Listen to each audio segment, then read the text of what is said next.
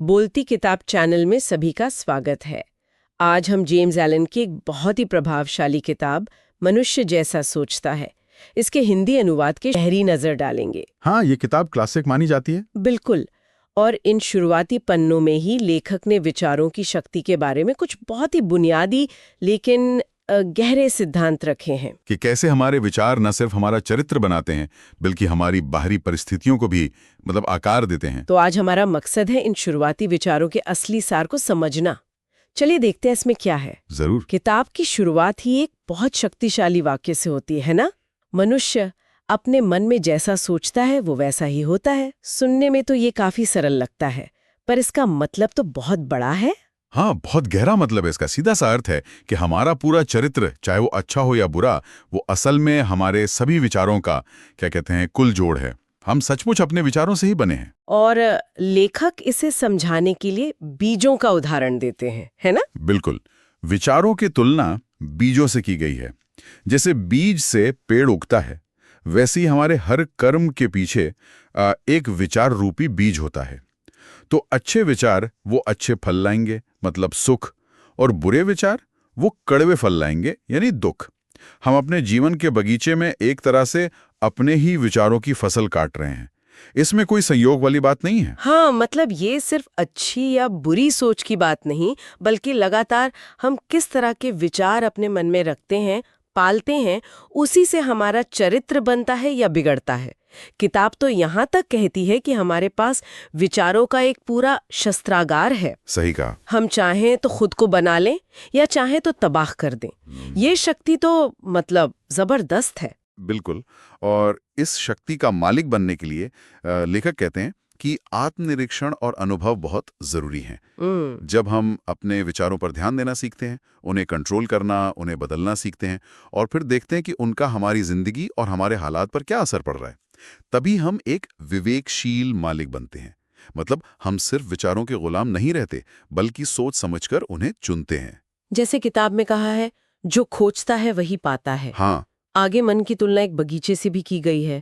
ये रूपक भी काफी दिलचस्प लगा मुझे। हाँ, बहुत अच्छा रूपक है कि या तो इसे संवारा जा सकता है या फिर जंगली छोड़ दो, पर कुछ ना कुछ तो उगेगा ही। बिल्कुल। मतलब अगर हम जानबूझकर अच्छे उपयोगी विचारों के फूल फल नहीं लगाएंगे, तो फिर बेकार नुकसान देने वाले विचारों की खरपतवार वो तो अपने आप ही उगाएगी। बिल्कुल। तो हमें अपनी आत्मा का माली बनना ही होगा, है ना? सही बात है। और ये चीज सीधे सीधे हमारी परिस्थितियों से जुड़ी है। लेखक का एक और बड़ा दावा यही है कि हमारे बाहरी हालात, चाहे हम गरीब हों, अमीर हों, खुश हों, दुखी हों, वो असल में हमारे अंदर के विचारों का ही आईना है, प्रतिबिंब है। अच्छा। हाँ, हम आज जिस भी हालत में हैं, वो हमारे चरित्र में जो विचार बसे हुए हैं, उन्हीं का नतीजा है, कोई बाहरी इत्तेफाक नहीं। और ये हालात हमारे विकास के लिए जरूरी भी माने गए। लेकिन ये मानना थोड़ा मुश्किल नहीं लगता कि हमारी सारी मुश्किलें, चाहे वो बीमारी हो, नाकामी हो, वो सिर्फ हमारी सोच का नतीजा है? क्या लेखक बाहरी दुनिया के असर को पूरी तरह नकार रहे हैं? देखिए, ये सवाल बहुत वाजिब है। और इन शुरुआती पन्नों के हिसाब से देखें तो लेखक का जोर बाहरी हालात को दोष देने के बजाय अंदर के कारण, यानी विचारों पर है। उनका तर्क यह है कि परिस्थितियां हमें बनाने नहीं आती, बल्कि वो हमें हमारे बारे में बताती हैं, वो हमें सिखाने आती हैं। अच्छा, मतलब वो एक फीडबैक की तरह है। हाँ, एक तरह से जब हम अंदरूनी विचारों को समझने लगते हैं, उन्हें बदलते हैं, तो बाहरी हालात भी बदलने लगते हैं।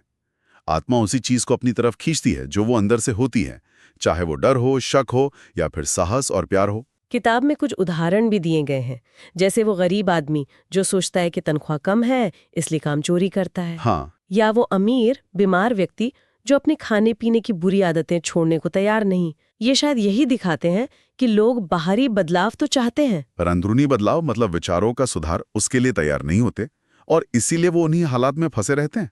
हाँ, ये उदाहरण इसी बात पर जोर देते हैं कि हम भले ही अनजाने में अपनी परिस्थितियों के निर्माता खुद ही हैं। लेखक कहते हैं कि ब्रह्मांड का नियम बिल्कुल न्याय वाला है। ऐसा नहीं हो सकता कि सोच गलत हो और नतीजा अच्छा आ जाए। दुख असल में हमेशा इस बात का संकेत है कि हम कहीं गलत सोच रहे हैं, गलत रास्ते पर हैं, और उसका मकसद हमें शुद्ध करना है। वो जो फालतू और अशुद्ध विचार हैं, उन्हें जलाकर खत्म करना। आखिर में एक सीधी सी कड़ी भी बताई गई है, विचार आदत बनते हैं और आदतें फिर परिस्थितियों में ढल जाती हैं, ठोस रूप ले लेती हैं। बिल्कुल, जैसे डर और शक की सोच है, वो धीरे धीरे आदत बन जाती है और फिर वो नाकामी और दूसरों पर निर्भर रहने के हालात पैदा करती है।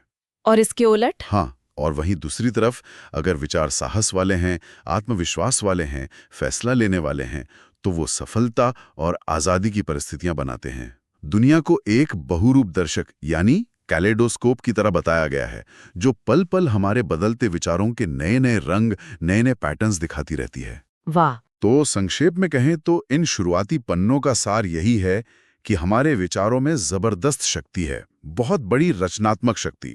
ये सिर्फ हमारा चरित्र गढ़ते हैं, बल्कि हमारी बाहरी दुनिया, हमारी परिस्थितियों को भी सीधे तौर पर आकार देते हैं। और जैसा कि किताब बार बार याद दिलाती है, मनुष्य जैसा सोचता है वैसा ही बन जाता है। तो अगर हमारी बाहरी परिस्थितियां वाकई हमारे अंदरूनी विचारों का आईना हैं, तो क्यों ना आज हम सब अपने किसी एक ऐसे विचार पैटर्न पर थोड़ा गौर करें जो शायद हमारी मौजूदा हकीकत पर असर डाल रहा हो। हाँ, ये सोचने के लिए एक अच्छा बिंदु हो सकता है। आत्मचिंतन की शुरुआत यहाँ से की जा सकती है। हमारा मकसद क्या है, ये समझना कि हमारी सोच कैसे हमारी सेहत, हमारे लक्ष्य, हमारी कामयाबी और यहाँ तक कि हमारे मन की शांति, हाँ, इन सब पर कितना गहरा असर डालती है। तो चलिए शुरू करते हैं। पृष्ठ 36 पर एलन एक बहुत बहुत बड़ी बात कहते हैं। शरीर मन का सेवक है। हाँ, सुनने में तो बहुत सरल लगता है ये, पर इसके मायने बहुत गहरे हैं, है ना? बिल्कुल। और ये सिर्फ कोई फिलॉसफी नहीं है। किताब इस बात पर जोर देती है कि हमारी सेहत और बीमारियां भी, उनकी जड़ें कहीं ना कहीं हमारे विचारों में हैं। अच्छा, मतलब जैसे डर या चिंता? हाँ, डर, चिंता, ये सब हमारे शरीर के डिफेंस सिस्टम को, मतलब रक्षा प्रणाली को कमजोर कर सकते हैं। तो नकारात्मक सोच वो सच में शारीरिक नुकसान पहुंचा सकती है। तो इसका मतलब ये हुआ कि सिर्फ बाहर की चीजें बदलना, जैसे कि हम क्या खाते पीते हैं, वो काफी नहीं है। सही। एलन तो ये कह रहे हैं कि शायद विचारों को शुद्ध रखना ज्यादा जरूरी है। ओके। उनका तर्क है कि जब विचार साफ होते हैं ना, तो गलत चीजों की तरफ जो खिंचाव होता है वो अपने आप कम हो जाता है। साफ सोच से साफ आदतें बनती हैं। और जैसे गुस्सा, जलन, निराशा, ये भाव ये सेहत को बिगाड़ते हैं, जबकि खुशी वाले विचार, नेकी, शांति, ये शरीर को ताकत और एक तरह की सुंदरता भी देते हैं। सेहत पर विचारों का ये असर तो समझ आता है। इसके बाद एलन हमें दिखाते हैं कि यही विचार हमारे जीवन की दिशा, मतलब हमारे उद्देश्य कैसे तय करते हैं। हाँ, और बिना मकसद के विचारों को तो वो एक बहुत बड़ी कमी मानते हैं। मतलब ये कि बिना किसी लक्ष्य के सोचना, वो बस भटकना है।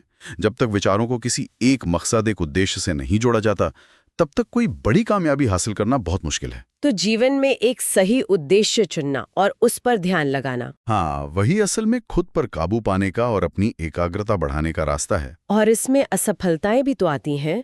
किताब कहती है कि बार बार हारने के बावजूद जो हिम्मत और चरित्र बनता है, वो असली जीत है। ये समझना बहुत बहुत जरूरी है। डर और शक, इनको तो सोच से निकालना ही होगा। क्यों? क्योंकि ये कोशिशों को बिल्कुल बेकार कर देते हैं। उद्देश्य के साथ बिना डरे सोचना, वही असल में रचनात्मक शक्ति बनता है। और यही बात हमें उपलब्धि वाले हिस्से तक ले आती है। एलन बहुत साफ कहते हैं कि हम जो भी पाते हैं या नहीं पा पाते, वो सीधे तौर पर हमारी सोच का ही नतीजा है। कोई बाहर की ताकत नहीं, बल्कि हम खुद जिम्मेदार हैं। हाँ, ये व्यक्तिगत जिम्मेदारी वाली बात, ये बहुत अहम है यहाँ। बिल्कुल केंद्रीय विचार है ये। हमारी ताकत, हमारी कमजोरी, हमारी अच्छाई, बुराई, सब हमारे अंदर से ही, हमारे विचारों से ही पैदा होती हैं। तो हमारी बाहरी परिस्थितियां भी हमारी भीतरी सोच का आईना है। कहीं ना कहीं हाँ, वो यही तर्क देते हैं। और कुछ भी पाने के लिए त्याग जरूरी है, यहाँ तक कि दुनियावी चीजें पाने के लिए भी। हाँ, पर यहाँ त्याग का मतलब है अपनी निचली इच्छाओं को छोड़ना, स्वार्थी विचारों को छोड़ना। अच्छा। सफलता कितनी मिलेगी ये इस बात पर निर्भर करता है कि हम अपनी नकारात्मक सोच को कितना छोड़ पाते हैं और अपने इरादे और आत्मनिर्भरता को कितना मजबूत करते हैं। किताब ये भी कहती है कि ब्रह्मांड भी उन्हीं का साथ देता है जो ईमानदार और उदार है। हाँ, लालची या बेईमान का नहीं। ये सिर्फ दुनियावी तरक्की पर ही नहीं, बल्कि दिमागी और आध्यात्मिक तरक्की पर भी लागू होता है।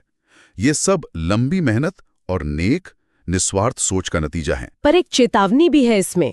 कामयाबी को बनाए रखने के लिए लगातार जागरूक रहना पड़ता है। बिल्कुल, आत्मसंतुष्टि खतरनाक हो सकती है। हर तरह की उपलब्धि, चाहे वो किसी भी क्षेत्र में हो, वो सोच के इसी नियम से बंधी हैं। इन सब बातों के बीच सपनों और आदर्शों की क्या जगह है? किताब में एक बहुत ही खूबसूरत लाइन है, स्वप्न देखने वाले ही दुनिया के उद्धारक होते हैं। ये एक बहुत शक्तिशाली विचार है। एलन का मानना है कि हमारे सपने, हमारे आदर्श वही हमारी आने वाली हकीकत के बीज हैं। हम दिल में जिस आदर्श को पालते हैं, आखिर में वैसे ही बन जाते हैं। जैसे कोलंबस ने पहले अमेरिका का सपना देखा, फिर उसे खोजा। बुद्ध ने पहले ज्ञान का आदर्श रखा, फिर उसे पाया। तो संदेश ये है कि अपने ऊंचे ख्यालों और सपनों को संजोकर रखना चाहिए, भले ही आज हालात मुश्किल क्यों न लगे। हाँ, अगर हम अपने आदर्श के प्रति सच्चे रहे तो हालात बदल सकते हैं।